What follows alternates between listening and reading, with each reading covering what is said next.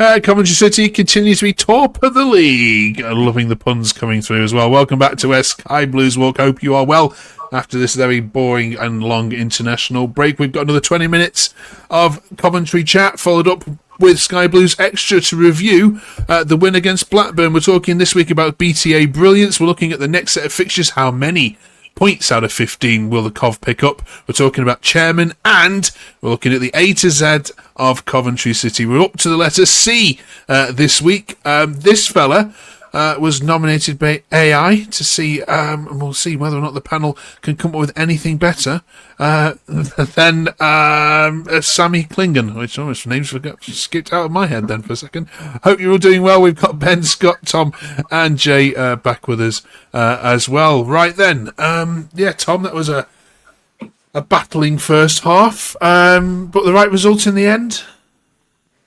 Yeah, I mean, it was by far not our best performance all season. I mean, but we'll take it. And that's the thing I love about his team. We are grinding out the results. Even the games where we're not playing well, we're still getting the result. And in the end, yeah, I do think it was the right result. I think second half we were much better than them. I think they came out, early doors, very quick compared to us. We looked very rusty in the first half, very lethargic. It's always after the international break with us for some reason. And I was a bit worried. I was like, here we go. We're probably going to end up losing this game like 1-0 or something, and we finally lost. But they couldn't put their chances away, and I will give it to Rushworth. He made a brilliant save in the first half. Really, really good save. And if they go 1-0 at half time, you never know. So, and then we came out in the second half. It's a completely different team. It was unbelievable. I mean, the technique for both the finishes, especially BTA's, was just spot on. Beautiful finish. Right result. Onwards we go, 10 unbeaten. We're just flying, and we're all in dreamland at the moment. So, can it continue? I hope so. Is it not getting a bit boring yet, Jay? I mean, you're not even going behind in games and getting some jeopardy, are you, to claw things back? It must be getting a bit dull for you. A little bit, yeah. I'm not going to lie. We feel like Man City, just winning every week. And unfortunately, one day we're going to have to lose. Sorry to tell you guys, but look, we're Coventry City fans. We've been through thick and thin. So this is obviously a good time for us to make the most of it while we can. End of the day, as Tom mentioned, wasn't the best of performances, but again, I'm going to say this over and over again. That's how champions win leagues, etc. You don't play well, you still somehow get the 3 points or nick a point. Yeah, and Ipswich and Southampton and Leicester all continue to drop points, the three that come down. So, yeah, this could be it. Right, Scott, let's talk about BTA then. Chris says, another excellent display from BTA. His work rate is second to none. And the way he keeps going, even when the game is beyond reach for the opponent, I absolutely love it. Yeah, West Brom fans would be shocked to be reading the comments that have been put online against him, because I'm not sure they ever saw the best of him. But, how impressed have you been with his work rate more than his skills? I don't think I've ever questioned his work rate, to be honest with you, even from day one. I think a lot of people have probably questioned his end product, which has probably been valid in parts, but not all the time. But I think even on our separate discussions, I think he's the best presser in the side. He looks like a character on and off the pitch. He's always smiling.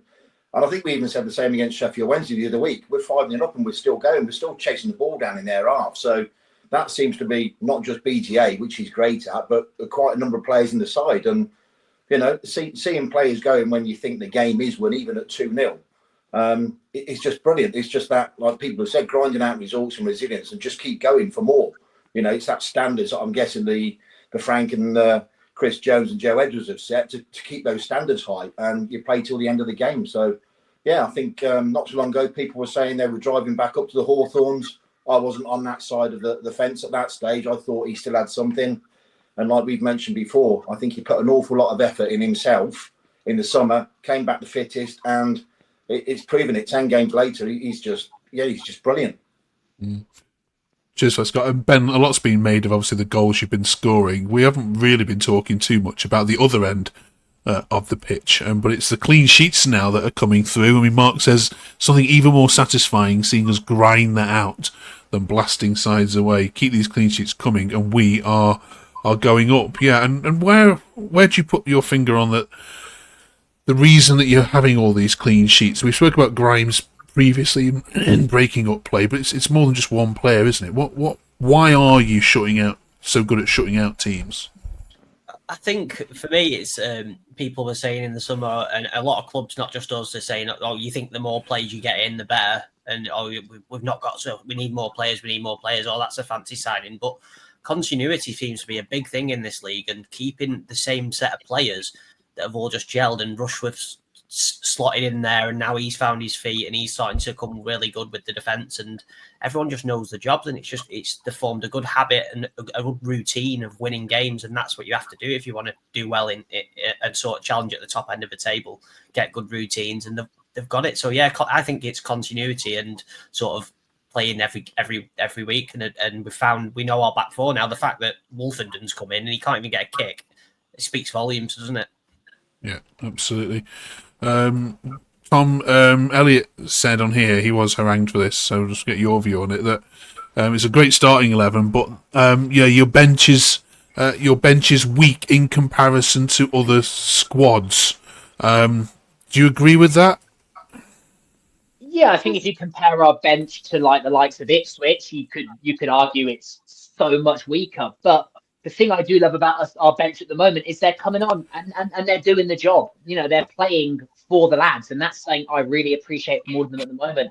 Everyone that's getting involved, everyone that's coming on, is chipping in and doing their job. You look at Sims; he had another good game yesterday. I've been really impressed with Sims recently. He's got 2 goals in 3 games.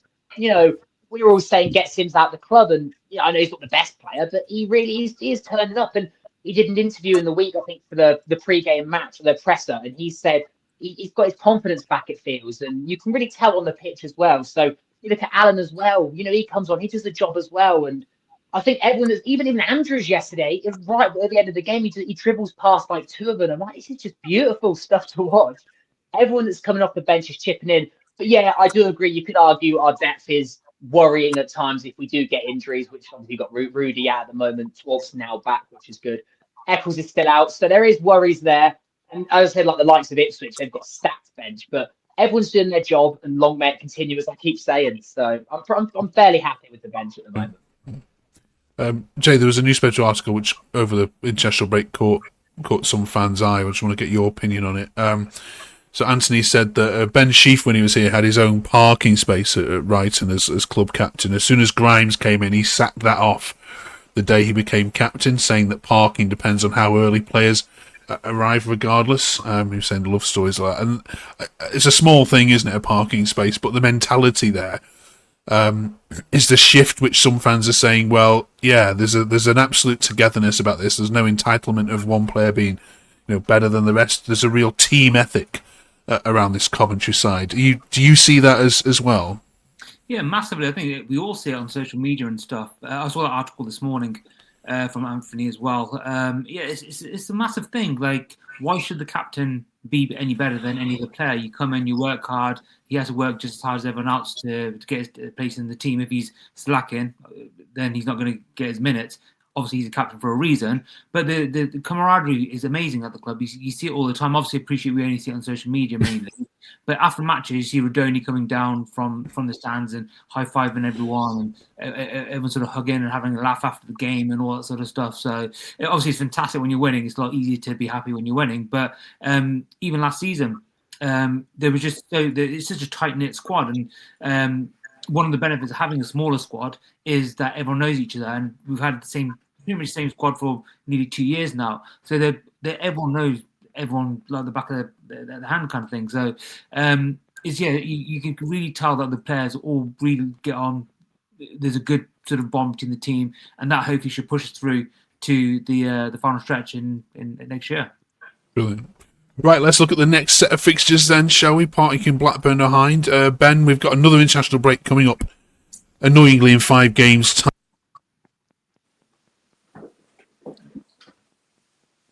You muted yourself. Yeah. Sorry, Ben, we'll try again. Yeah, there's 5 fixtures between now and the next international break. 3 of them are, away from home at Pompey, Wrexham and Stoke. How many out of 15... is going to be needed here, do you think? Needed for what, Mark? It depends what you want. True, what's needed. I think to keep I'm just to keep the challenge going. we've got 5 games without an international break. Felt like it was one last time for some reason.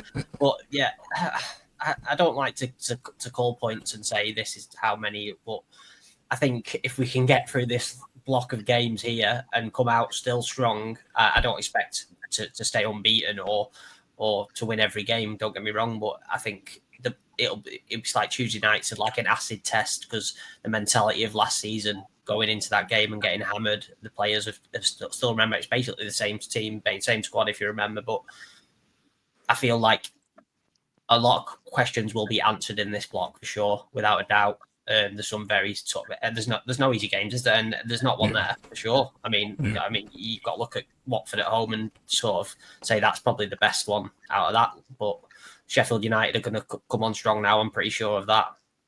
So yeah, I wouldn't like to call the points, but if we can come out looking good with some good away performances, then great. Yeah, we're starting to see the impact of Coventry doing well with only one 3 o'clock kickoff on a Saturday, aren't we? With all these lots of midweek ones being moved. Then come on, then Scott, put a number on it for me. Put a number on it. Ben. I'll go for a draw at Portsmouth. I think we'll beat Watford. Wrexham could go either way. I saw a bit of the Sheffield Wednesday game, and Bannon ran the show there, so I'm hoping Grimes might do the same. I'll be positive. I'll go into Tom mode. I'll go 3 points there. I'm going to go draw against Sheffield United, and Stoke could go either way because they're doing quite well. I'm going to go for 9. I'll go for 10 points. That'd be my guess. Right. Round about there. Whether you can get that mathematically, now I've said it, you probably can't. But 9 or 10 points. That sort of level. Brilliant. Okay. I think we'll go and beat, and I can't see anybody being too worried about those games. But have that. Brill. Away from the football a little bit, did anybody go to the new fan zone after the game? Apparently the new fan zone was opened after the whistle. Yeah. Very nice. Very nice. Yeah. Nearly went before the game. The queues were massive. It was long, yeah. It was nice though. Yeah, I was there for about like 10 minutes just to check it out, really. But it's nice, 2 big screens showing the it had the QPR Millwall game on, a few bits to drink, and obviously there's things there for kids as well. So yeah, it's nice. It'll be great in winter as well when it's like freezing. You don't want to be standing outside. You want to be inside. So that'd be brilliant. So yes, it's nice. It's the little things for me, and Doug's doing a great job since owning the ground. Even the sky blues on the seats as well. Some people are complaining about the font, but it looks so much better than Fraser's, so I'm not going to say anything bad about it. I love it. I think it's great. So Doug's doing a great job, and it's the little things for me that count. So I think it's brilliant. I think it's wonderful. Yeah.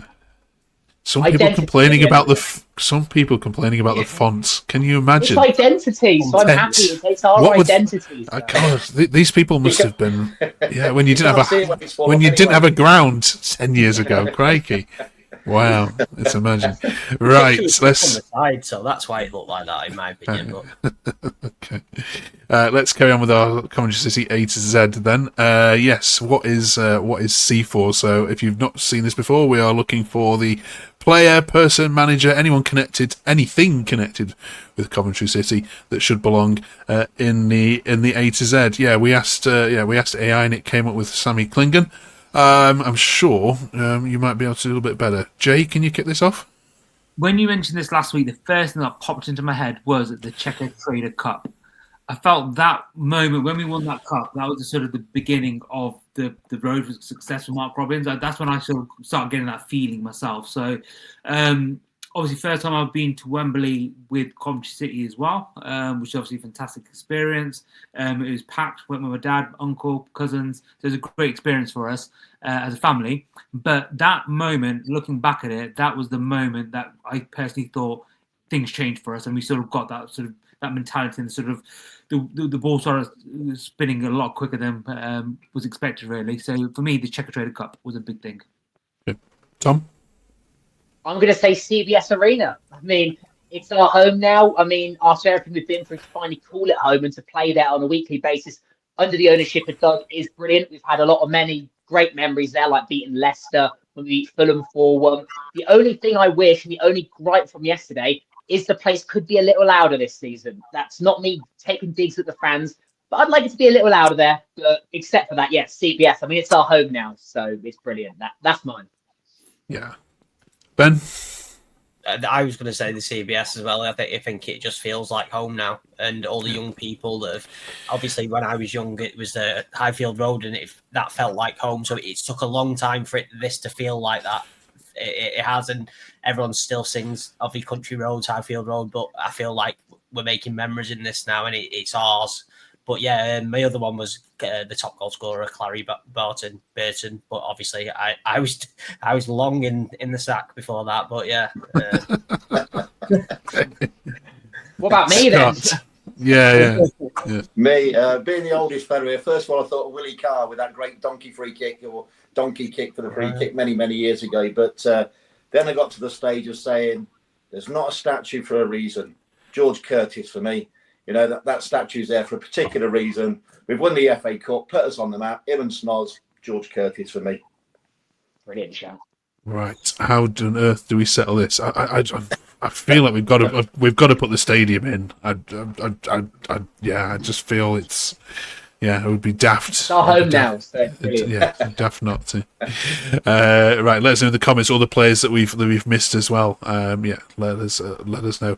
Super. Right, stay tuned then because these four are going to dissect the stats and all the fallout from the Blackburn game, and we'll catch you in 7 days' time to review some more tweets, the good and the bad, and look ahead to D in our Alphabet Challenge next week. Thank you very much for watching. Do drop us a subscribe if you haven't done so already. And here comes where Sky Blues walk. Uncovered. You can still hear you, Tom, you know. Yeah, of course. Recording has resumed. Blimey. It's interesting, isn't it? 10 games. I even walked out of the ground Saturday and I saw some bloke I used to sit by and he had a chat with me. He said, are you bored of winning every week at the minute? Don't know what to say to him, but it's interesting that's come up. But people talking about the Invincibles and talking of puns. I just called them the King Vincibles now. I think that's what I'm calling them, the King Vincibles. So unbeaten, 10 games in, top of the league, 2-0, clean sheet, 22 points, 22 goal difference. I mean, I was convinced Blackburn were going to come and sit. I looked at the league, 4 from bottom. I know they were 1-0 up against Ipswich. I thought they'd sit. Might be a bit Norwich-like, but I'm not sure. They certainly surprised me. Whether they surprised the rest of the team, but I thought they started off like an absolute train. First half, I thought they were brilliant. Probably one of the better teams I've seen come to the CBS this season. Bigger, stronger, faster. I thought they were very good. Could have gone 2 up by half-time. Great save from Rushworth and one that flashed across the goal. Don't know how he missed, really. But, Ben, I mean, you watched it. So what did you think of the first half? I don't think we played bad. I thought they played really well. And I thought that they did the right thing to play against us. And it's not come and sit in like Norwich did, because we'll just batter you then.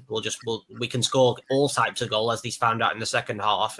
We can cross it. We can shoot from far. We can get in behind. There's no way of stopping us, really. But I think probably attack is the best form of defence, because I don't think we was ready for that, because I think even the management thought that it was going to come and do what you just said they were going to do. So fair play to Blackburn, but it doesn't really matter saying that because they got nothing from the game anyway. So they're not going to take anything from me saying well done, because at the end of the day, points are all that matters. But yeah, I think they played well, and like you say, I think apart from Hull, I think who were difficult, and it was just probably because it was the first game of the season, but I'd say they were probably the toughest in that first half that we've come across this year, apart from maybe Leicester at home. I mean, yeah. And you, Jay, your thoughts on the first half? Yeah, exactly that. Again, I didn't think we played brilliantly. The passing wasn't quite on point, and we were giving a few balls away. Hadji just didn't look like he was on it. I personally thought we should have started Sims. For that game, Hadji just didn't look like he was sharp enough, so the ball kept bouncing back. I thought, for me, BTA was man of the match, even before his goal. I thought you put a brilliant shift in. But the only problem having BTA is that 10, it sort of gets a bit disjointed with the 2 central midfielders. So that's why I thought we kept losing the ball around that particular area. There wasn't that sort of link between the midfielders as we normally have with the Rodoni, for example. But yeah, credit to Blackburn. Blackburn fans are absolutely hammering the team and hammering their management. And I have to say, I've said it a couple of times to people on Twitter, they were the best team that I've seen at the CBS for a long, long time. The team played, again, Rushford made that brilliant save. Milan, no one's mentioned it, but Milan, when he blocked that ball with his head, the Japanese winger, I can't remember his name. Hashi. I don't know if Russia will say that or not, but that header was brilliant to sort of knock it away. So yeah, they definitely had some opportunities, and even in the second half, I don't think we sort of were in our full stride, and they were sort of maybe edging the game a little bit in that second half, I thought. But then 2 goals in 2 minutes, 3 minutes, 2 fantastic goals, saved the day for us. Yeah, you were saying, Tom, earlier about we came out second half, different side. I must admit, I didn't think we were in the game until they scored. I thought even second half, I don't think he's going to do anything, because Frank normally doesn't do anything at half time. I thought he might change something 15, 20 minutes in, or 25 minutes in for the last 15 or 20. But I think after that Torp goal, everything seemed to change. What do you think? I think their heads dropped. I think as soon as that first goal went in, their heads dropped a little bit. 2-0 in like 2 minutes, heads are gone, and it's game over then, isn't it? So, and we could just play the way we want after that. But no, I don't think we were terrible in the first half. I just think we looked a bit rusty, and we always look a bit rusty after the international break, I've noticed. But I think a lot of teams do, when you're in place for a week or two. So, yeah, a bit rusty, a bit lethargic. I do agree with Jay. I didn't think Hadji was going to start, actually. I was quite surprised he did, because obviously he played in the week for America. He scored 2 brilliant goals as well. So he looked a bit tired, but we can let him off for that. I mean, he's had a great season so far, and he's been in America all week, so fair enough. But yeah, as I said, once we made it 2-0, the heads dropped, and I thought we were outstanding after that. But it did take the first goal to finally get us going. So I thought before that we were a bit rusty. But we won the game, and as I said earlier, we're grinding out results even when we're not playing the best. So and that's what I love about this club and this team at the moment. So I'm just really proud of them at the moment, and they're just doing us all proud, and we're all dreaming. So let's hope it continues. Yeah, I mean, Jay, I was a bit surprised that Hadji started myself. I thought he might start if he was okay. And even when he did, I thought he won quite a lot of headers. But there was just nobody anywhere near him to either run onto them anywhere near. And like you've mentioned, that gap between the midfield and midfielders, the big gap, whether it's from the centre forwards or from the centre halves. But I didn't think Hadji did that bad, to be honest. I don't know. For me, I don't think he held the ball up that brilliantly well. One thing we've complained about Hadji is either he's a 10 or he's a 4. This season, I think we're getting a lot of 7-6s out of him, which is fine when he's not scoring and stuff, which is brilliant because he's putting a real shift in. But yeah, for me, I don't know. I thought there was something lacking a little bit, that little edge from him. Obviously, he had BTA hopping around a bit. Nothing was sort of falling for him. Again, I'm not sure Blackburn normally play 3 at the back, but I thought they looked fairly solid-ish at the back. So playing those long balls against the centre backs, not the best tactic in the world, maybe, and I was hoping Frank would have changed it a little bit. But I've said it, and I'm going to keep saying it over and over again. It's a sign of champions. Obviously, a bit tongue-in-cheek, but you don't play well, you get the 3 points, or you nick a point, or whatever the case may be. That is a sign of a good team. They don't give up. As we've said over the last couple of weeks, when you're 4-5-0 up, they're still going 100 miles per hour. They're not sort of calming down at all. So if it's 0-0, you expect the same. And then, hopefully there'll be a few tweaks on Tuesday, and we sort of a bit more sort of dominance in the game as we have had for the rest of the season. But yeah, I personally think it's a good thing that we didn't play that well and we still won. It sort of shows the management, it shows the players, it shows the fans. Yeah, no worries, we're not playing brilliantly. Even Frank alluded to it afterwards. Not playing brilliantly, we'll still get the 3 points.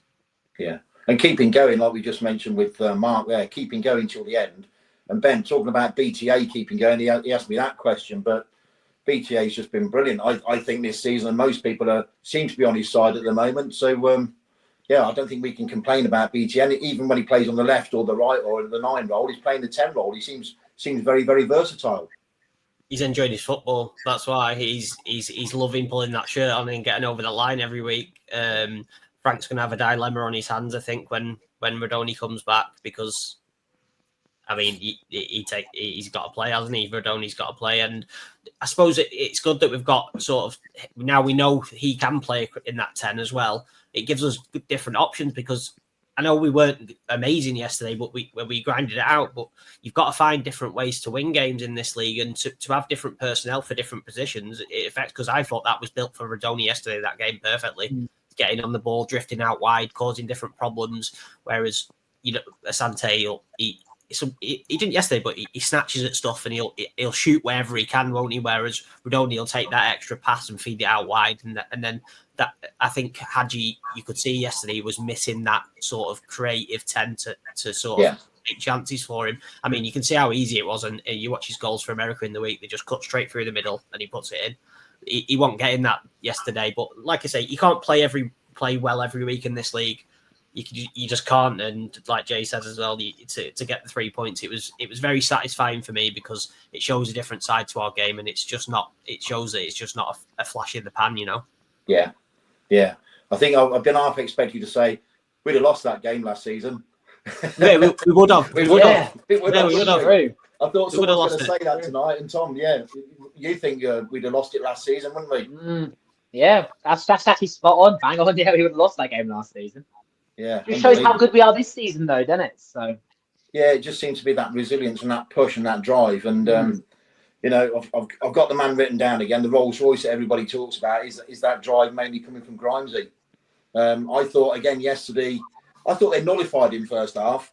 I think it's the number 18, Henriksen. I think was really close to him when we had the ball and got a little bit nullified. And I was sitting there thinking, oh, right, okay, what's going on? But I thought he put himself about a bit. He took a bit of a nasty elbow on the back of the head, but he got up, you know, and he's, you know, instead of all this passing the ball backwards and keeping out of trouble and playing 300 games out of 304, I think he's put himself about and got stuck into a lot of tackles this season. What do you think, Tom? Grimesy? Oh, mate, he's unbelievable. I mean, he's I've said it before, he's the heart of the team. I mean, he puts in, 8, 9 out of 10 on a weekly basis, but he's so under the radar because we just forget to talk about it because of how he does it on a weekly basis. You just feel the need to not talk about it, but he's so under the radar. Like, I just love the bloke. I think he's been with us nearly a year now in January. I honestly think, everyone says like Rodoni's our best player. I do agree, but I think it could be Grimes as well. He's the absolute heart of the team, and everything, it feels like it comes from him. He's a great leader. And yeah, I mean, if he gets injured, I dread to think. So I don't want to think about that happening. But he has a very good injury record, which is good as well. But yeah, he's unstoppable. Just such a good player. I could go on about Grimes all day. So yeah, I think I could. Yeah, I think Tom's right about that. I think he is our best player because Rodoni's been out injured, and we've still won games and done well. And if you take Grimes out of that team, I think we have a big problem. Yeah, I think we've said it before. He's my highest risk because you can put sticking plaster over a wound and all that kind of stuff. We've got players that can go in any other role, but I don't think we've got anybody anywhere near his class. And he hit one shot yesterday, the second half, going like an absolute bullet. I think, or first half. I don't know if it was on target or not, but I thought he was absolutely brilliant yesterday. And well, he's given up his parking space as well. That must have been it. I think it's that parking space. There you go. It's gone. But no. I'll say he reminds me very much, and it's probably the first player since we've had this guy, since Gary McAllister. I remember Gary McAllister used to sit there and just dictate play, ping the ball around here, there, and everywhere, completely dictate the play. And I don't think we've had a player like that since. And that must have been 30 odd years ago. I'm sure Tom remembers that very keenly. Maka. It was only yesterday, weren't it? This. Yeah. He as Tom mentioned, he basically he is a 7, 8, 9 every week, but no one sort of talks about him apart from when you look at the stats afterwards. He's just there passing the ball around, dictating if you want to go slow the ball down, you want to go long, want to do X, Y, Z. He's the one that's on the ball. He's just, I've said it over and over again, he's a small lad. He's not a big lad, but he wins so many challenges. And that's half because he's so clever and he knows where the ball's going to drop and he gets his body and stuff. And he's so confident on the ball as well that he can just drop a shoulder and turn someone and ping the ball. Busquets-like in a sort of, not quite as good as Busquets, but in that sort of similar way. Obviously a better version of him. But he's just such a good player. And like as we've all said, he is the one player that we would struggle to replace. We've got Jamie Allen, obviously, but not quite to the standards of Matt Grimes. But I was a big admirer of him from when in his Swansea days. I always tweet about him, one of my favourite midfield players. Obviously, even better when we see him live. I'm amazed he hasn't been given a chance in the Premier League, a better chance in the Premier League. I think he could definitely do a job there. Well, That'll be next year with us, Jay. That'll be next year with us. Yeah. What is he, 30, 31? 30. He's going to be 31 end of the season. Is he? Yeah. Absolutely Unbelievable. brilliant. Yeah, very, very good. Absolute star. The other fella, Ben Torp, we mentioned him earlier, got a great song. His song was banging out at the weekend. Everybody was loving that. Even at the end of the game, he was getting the song sung to him as well. But been injured, come back into the side, scored a cracking goal yesterday. I do think the keeper could have done better with his volley, but that's my own opinion. But yeah, he's looking like he's back on form again, Ben. Yeah, I mean, I think we've noticed over the past since he's been here is that he needs to be fit to be effective, and it took him a game to get back up to scratch, didn't it? He was showboating at the end of the game, weren't he, and knocking it around on that left hand side. He was taking the piss. But yeah, I mean, that's what we've got this season, which we didn't have. I mean, we can score from anywhere, and you need that because the goals change games, and that's what it did yesterday. Them goals just finished it, and like we said it again, we would have lost that game last season. But the top is getting a chance, and everybody knows the roles. And the differences I think this season is that even the subs, they want the others to do well. I've been paid in football environments, and the people on the bench don't want the people on the pitch to do well. They don't want them to. They just don't. No matter what they say, they don't. And everyone's happy for everybody. When you can see that. I think Jay just said it. Everyone's coming on the pitch, and it's genuine. You can see it's genuine. It's not. They're together, which is very rare to see. Yeah, it is. Like you said about Rudy coming down, casually dressed with his cap on, high-fiving everybody, and it's just great, isn't it? And even the car park thing, I know the car park is supposed to be spoken about. Everyone's the same. Everyone's level. There's no difference in that side. No one's better or more superior than anybody else, and it just seems that well-knit team across the pitch and behind the pitch. I think I even read the other day Wolfenden is sending an interview like he's really happy at Cov, and he's barely had a kick, and he's just happy for everyone. He knows where he stands. He knows he's going to struggle to make it in the team at the moment, but he's happy to sit on the bench. He's happy to do his job when he comes on, and I think that's what they're all doing. And I think the team is just the morale at the moment is so high. I just think this team is going places this season. I mean, they're proving it already. So it's just brilliant. I think I heard him say something along the lines of, "Well, I'm not going to start with a team that keeps winning. How can I go and knock on Frank's, the gaffer's door and say, play me when we're 10 games and replace anyone?" Exactly, and having that mindset is brilliant, I think. But Jay, in terms of the wide players yesterday, EMC and Tats, probably I guess like most players, quite quiet in the first half. How did you see those two go on during the game? Because I think EMC was taken off after about an hour-ish. Tats played the full game. He was taken off just before the end, I think. Just before the end, was it? I went from. Again, with the wingers, I always find that either a bit either breathtaking or they're a bit. Tats put a brilliant. He worked his arse off yesterday. He put a good shift in, but his final ball was just really lacking. I thought Milan as well. The amount of time they hit the first man on their crosses is really frustrating. Or they slowed the ball down a bit too much so the defenders sort of set. EMC as well, he got in some really good positions, but their final ball, the cross, he crossed it for the 2 goals. Yeah, he did. One was headed away. Second one was sort of knocked onto BT on the edge of the box, but again, not brilliant balls at all. So, and this again, also I was sort of banging on that we need another winger, and luckily, Thomas-Asante sort of stepped up and sort of taken that role. For me, he's probably out of the 3 of them, he's the first name on the tee sheet at the moment. Out of the 3 of them, the other 2, like Thomas and Kitchen have done, they need to step up because there's a guy behind them going to nick their spot. So I think these wingers probably, again, it's hard to criticise them because I think, especially Tats, I think they put a really, really good defensive display in, both of them.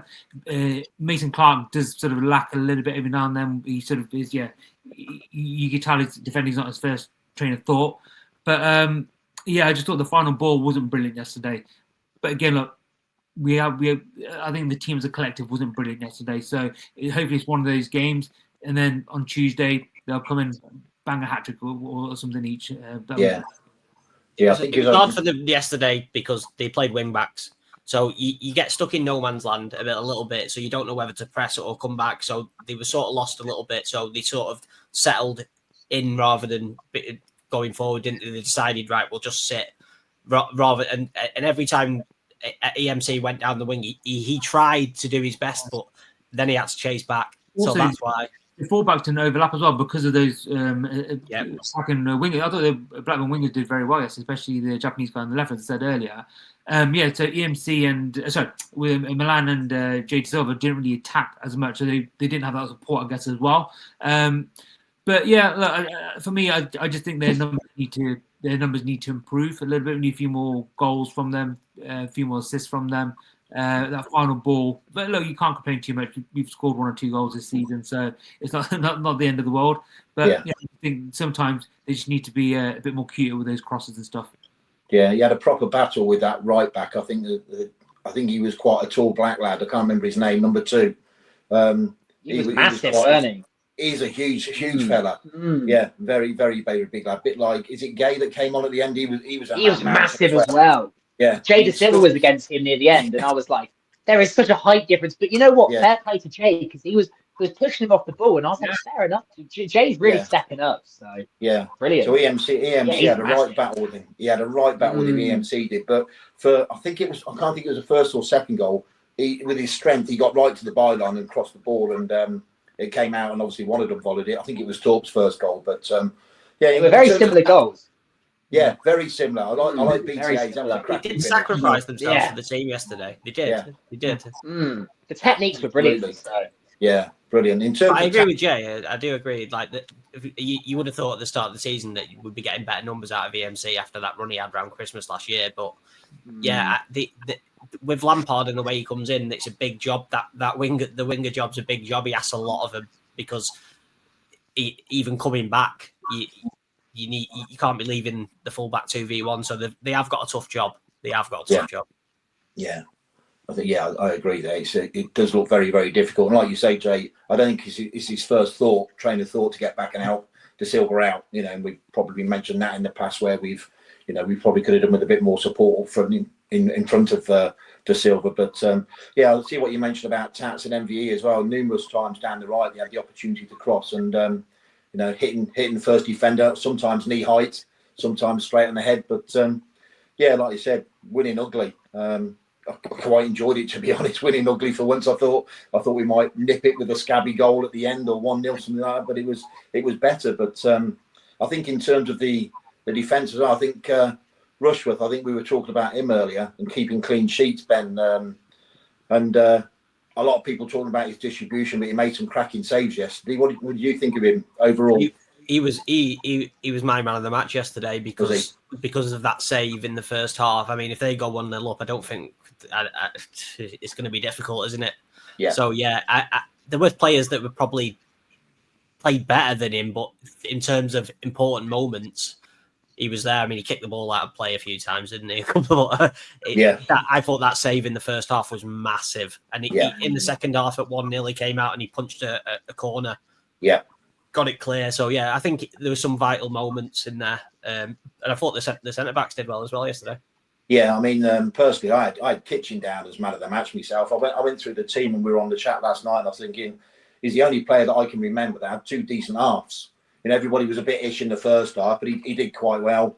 I thought he was quite vocal as well. I could hear him from where I was sat second half, geeing everybody up.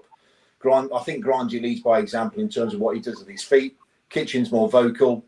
And that's who I picked in the end, the Kitchen. But Rushworth, I think his distribution wasn't great, but I sat there myself and I was talking to myself like an old fella does half the time. And I just thought he does the important things well.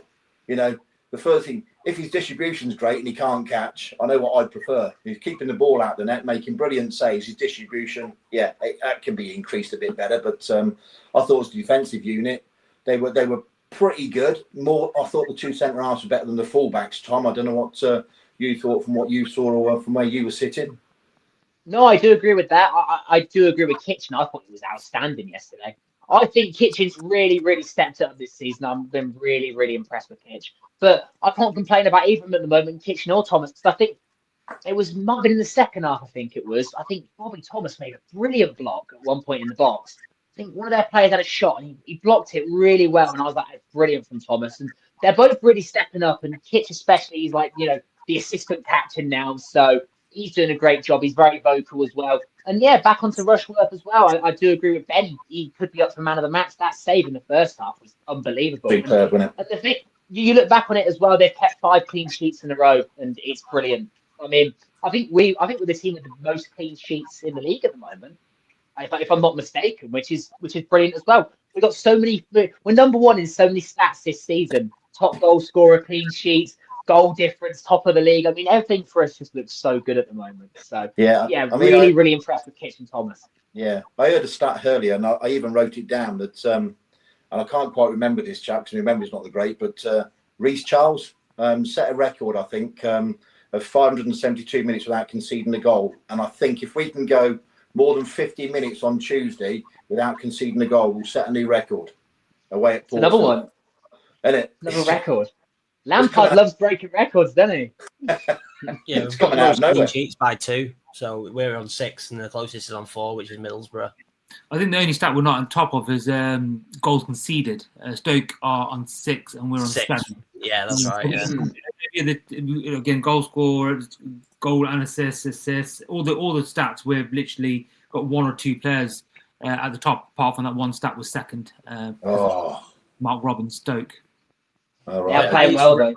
Highest rated attacking players in the league are 1, 2, and 3. Hadji Wright, Victor Thorpe, and Thomas-Asante. Yeah, All top on scorers as well, haven't they? 7s. Yeah. I think Addy scored 8, Torp and EMC have scored 6, and I think that Burnley scored 6. So we got 3 out of the top 4 in the league. Yeah. Yeah, absolutely unbelievable. Brilliant. Great stat. Brilliant. You got any mad stats there, Ben?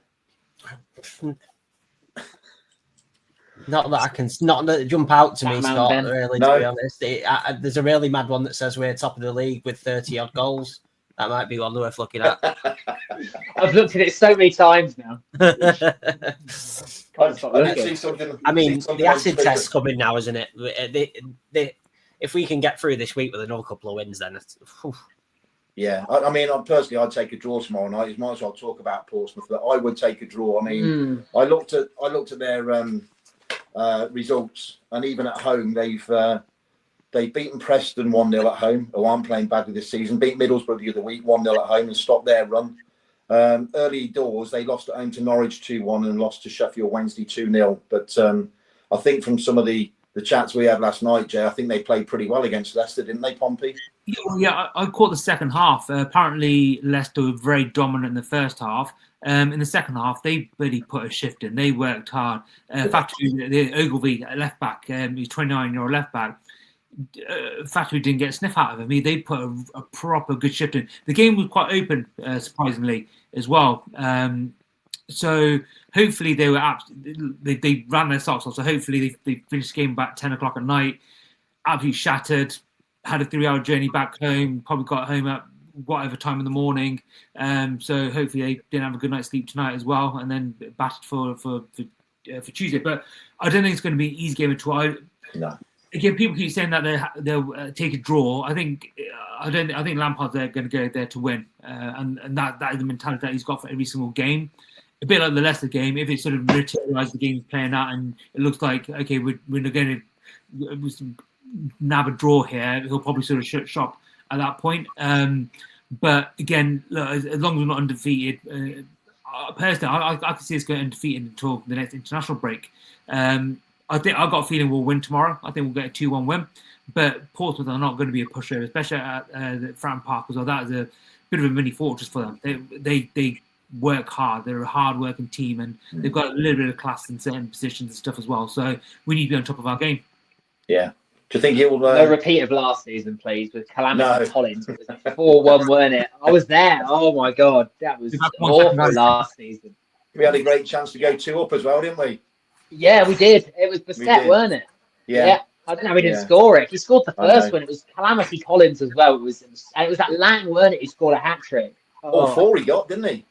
Oh, was it all 4? Sorry, he did. Yeah, He you did, are man. right. Yeah, it was a shocking day. So Yeah. no repeat of that. But I would take a draw. I mean, obviously, we all want to win, but I'd say take a draw in that. I think Watford are playing on Wednesday night, so we've got an extra day's rest over them as well. I don't know who they're playing on Wednesday, but I think they're at home on Wednesday. And then obviously they're playing us on Saturday, so we get an extra day's rest. I'll take a draw tomorrow and beat Watford. That'd be a great week. undefeated again. So, but yeah, Fratton Park is a very tough place to go. So Yeah, they're not going to be pushovers.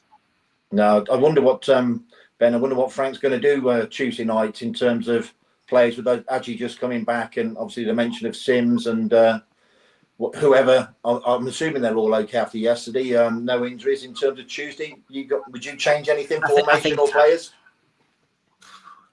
I think he'll just keep the same team. I mean, we talk about Hadji before. I think Hadji would have got off that plane and Frank would have said, "Are you all right?" And he would have said, "I want to play. I'm flying. Put me in the team." Yeah. So and as a manager, you can't take a player out that's absolutely flying. He's top goal scorer in the league, and you're gonna have to play him. He's earned it. So yeah, I do think he's a couple of nights sleep. But I went for the same logic as Jay. To be fair, I think that would have took a lot out of him. Because listen, we don't like Leicester. We know that, we hate them, but they're a good side. They're a good side, and they're dangerous and they're well organised.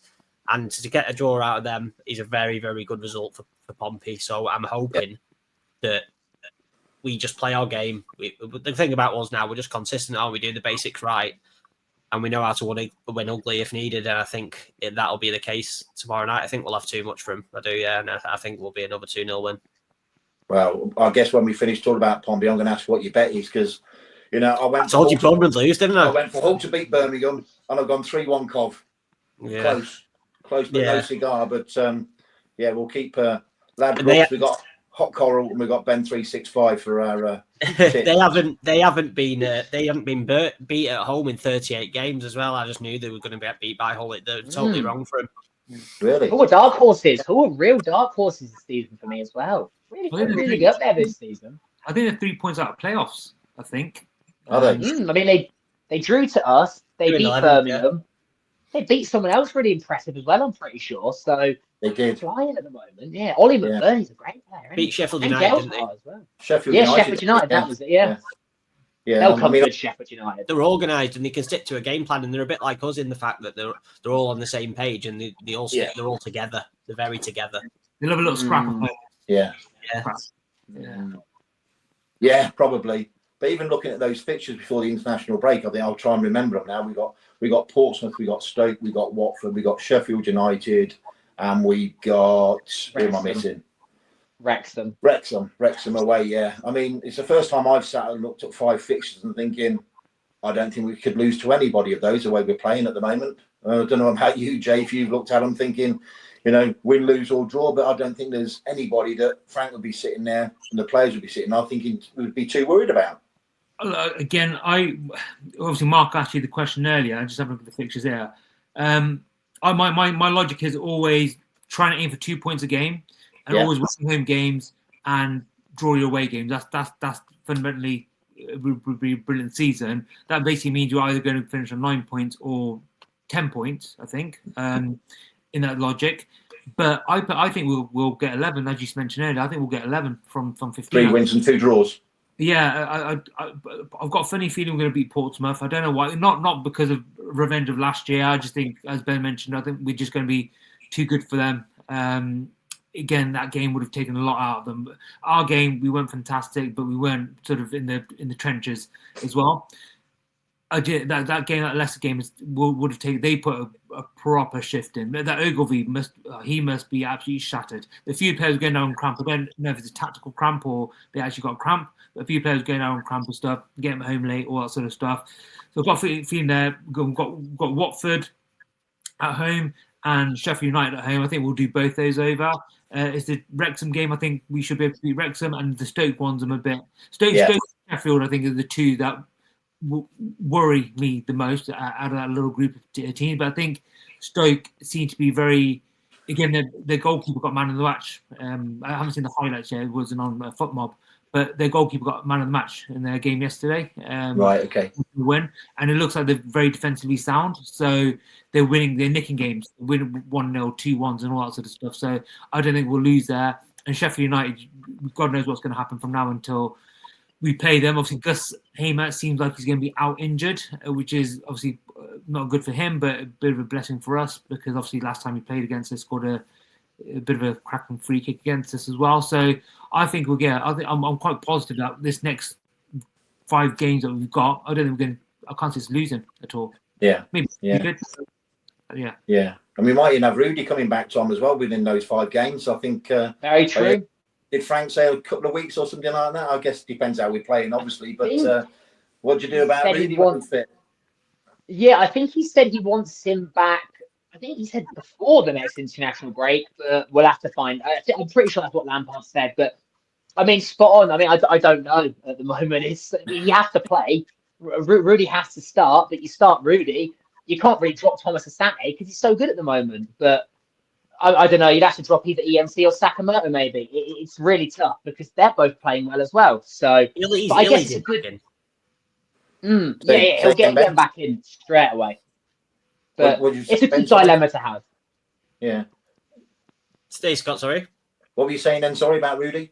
They'll ease him back in. He won't be starting games before this side of the international break. There's no need for him to. But he did say, Frank said he was going to have a scan today, didn't he? So they'll know more about it going into next week and see. He doesn't like putting time frames on it, does he? He said because he's been a sufferer of calf injuries himself, and he knows how difficult they are. So he don't want to put pressure on him. I think he said so. There's no need to rush him back, is there? We're all right. Not at the moment, yeah. We're doing it without him, so if we can get to January and still be sort of in the form we're in now, then we're going to be a problem for the rest of the league. Definitely. Yeah. It's a bit like Doven. I've seen a few people say that Doven, we get Doven back soon and Rush to go back in January. I'm like, no, you take your time with Doven, make sure his knees are because the goalkeeper needs to bounce around, let's be honest. You make sure he's fine, maybe play him a game in February or FA Cup or something like that in February, maybe March, the odd little game. I'll just play him in the 21s. But there's no sort of urgency to get him back into the team with the way the team are playing at the moment. So, and also with our thin squad, 100% you shouldn't rush him back at all because you don't want to pick a little bit of a niggle. Maybe they sort of were forced with Eccles to rush him back a little bit. And unfortunately, straight away, he picked up another injury. Hopefully, he should be back on Tuesday, because I think that game will be sort of perfect for him to come in if he's fit enough. But I think there's no need to rush anyone back at all. No, wow. Quite interesting with Doven. They're the kind of players or position you never ease somebody back into the team, do you? You never see a goalkeeper going off after 60 minutes and someone else coming in. You do with players, but like you said, he can play in the under 21s, under 23s, whatever he can do. So okay then. So let's just do Portsmouth then. Prediction, and then we can come on to your tip of the week, Ben. So there you go. I'm going to go 1-1 Portsmouth. What about you, Tom? Yeah, I'm going 1-0. I'm sorry, I'm going to go 1-0 as well. Jay's booing already. I think we're going to win. Hopefully we'll keep another clean sheet, but eventually, obviously, you've got to concede a goal. I think it'll be a tough 2-1 victory for the Sky Blues. Victory for Cov. Whoa. And Ben? I think I've already given mine away, haven't I? I think it'll be 2-0. I think we'll win 2-0. 2-0. Fair enough. Yeah. Have a clean sheet. Unbeaten. It sounds like we're all going unbeaten anyway. So I think just that 11 set a new record as well. So I'm sure that West Ham and Brentford had set a start of 10 games unbeaten, and we just equalled that, unless I misread it. But 11 games unbeaten would be good. That'd be awesome. So, any top tips for me to lose my son's pocket money again, Ben? Or I fancy Blackburn at home, Sheffield United, and Norwich away at Derby. As bad as Norwich that to win at Derby. As bad as that sounds, yeah, I do fancy it. Yeah, I watched Derby before our game, and they were awful. They are awful, and I know Norwich are bad, but I feel like when the pressure's on, with I think that Sargent's due a goal. I saw the highlights. The Derby highlights, and literally it was Oxford, just constantly attacking. Yeah. I think Derby had one track right at the end, which is a bit of a crappy shot. But apparently though, Liam Manning may be on the verge of getting sacked, I've heard. So that may be quite interesting. Well, there we go. There's your hot tip of the week. Yeah. So we'll leave it there then. Ben 365, Norwich to win at Derby, and Blackburn to beat Sheffield United. I'll put my pound on. I'll send you proof. And then at the end of the season, I'll be sending you an invoice, mate. £200 down the drain. I'll send you a pound. Don't worry. I'll send you a pound. I did look for tickets for you at the weekend as well, but I couldn't see anything anywhere or didn't get anything back. But if you give me a few days' notice, then I'll spread the word and see what I can do for you. But yeah, fine. Well, 55 minutes. Thank you, chaps. Still top of the league. Great song to sing. On to Pompey tomorrow night. Tuesday night, you going, Tom? I'm not actually, no. I am going to Wrexham, though. I've got my ticket for Wrexham away, but I'm not going to Pompey now. I'll be watching it on the old box on Tuesday. So, okay, fair enough. Thank you all, chaps. Thanks for your time. Thanks for your support. See you next week.